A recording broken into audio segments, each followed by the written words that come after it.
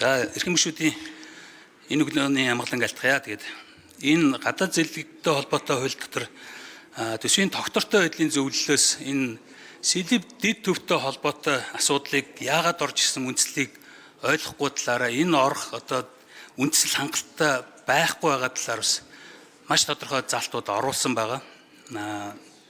Гэтэл энэ одоо төсөл маань одоо ажлын хэсэг дээр унсан санал маань их хурал дээр ардсан нам бас нэг хуралтай байх үеийн давхардуулаад улсын их хурлын гишүүдийн эсвэлдлээр энэ одоо заалт нь босоод ирсэн. Тэгэхээр энэ заалт одоо сэлэв дэд төв маань болохоор хувийн хвшлийн орон зайг бол бас хомж байгаа ийм одоо төсөл байгаа. Монгол улсын барилгын салбар жилдээ нэг 19 мянган орчим айлын орон сууц одоо ашиглалтанд оруулдаг.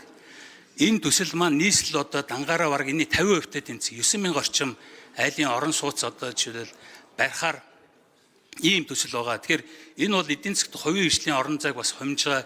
Дээр нь төсвийн сахилга батаас гадуур одоо ийм төсөл хөтөлбөрийг өмнө бондороо санхүүжүүлнэ гэж орж ирсэн мөртлөө одоо бас тодорхой хэмжээний шалтгаан тайлбарууд хэллээд энийг төсвийн тусгай шаардлагуудаас гадуур хийх гэж байгаа нь бол одоо зохистой бишээ гэж бодож байгаа. Тэгэхээр энэ хуулийн төслийг уулын зүүн нь бол буцааж татаж аваад илүү сайжруулад энэ сэлэв дэд төвтэй холбоотой залтаа хасаад оруулаад ирээсэй гэж одоо бодож исэн. Гэхдээ одоо санал хураалтаар шийдэх байх. Ер нь улсын хурал дээр ч гэсэн одоо сая энэ танхимын тухай хууль бас ингээд хилцэх хэсгэнд дэмжигдсэнгүү хэдүүлээ ер нь ингээд дарга зэрэг томилгоол ярьдаг. Эсвэл яаралтай гормоор орж ирсэн юм ярьдаг. Энэ улсын тогтолцоо эрүүл болох тал руугаа хууль тогтоомжууд санаачлаад оруулаад ирэхээр ингээд зохион байгуулалттайгаар ч юм уу тодорхой хэсэг бүлгийн нөлөөнд автаж ингээд унгаж байна. Өнөөдөр бие даасан хараат бус байх ёстой бүх институц маань улс төрөөс хараатулсан. Тэгээд нэг ядаж хувийн хвшлийн орон зайг одоо жишээл энэ хараат бус болгоё гэхээр энэ төслийг Арслан намын гишүүд маань голдуу бас дэмжсэнгүү.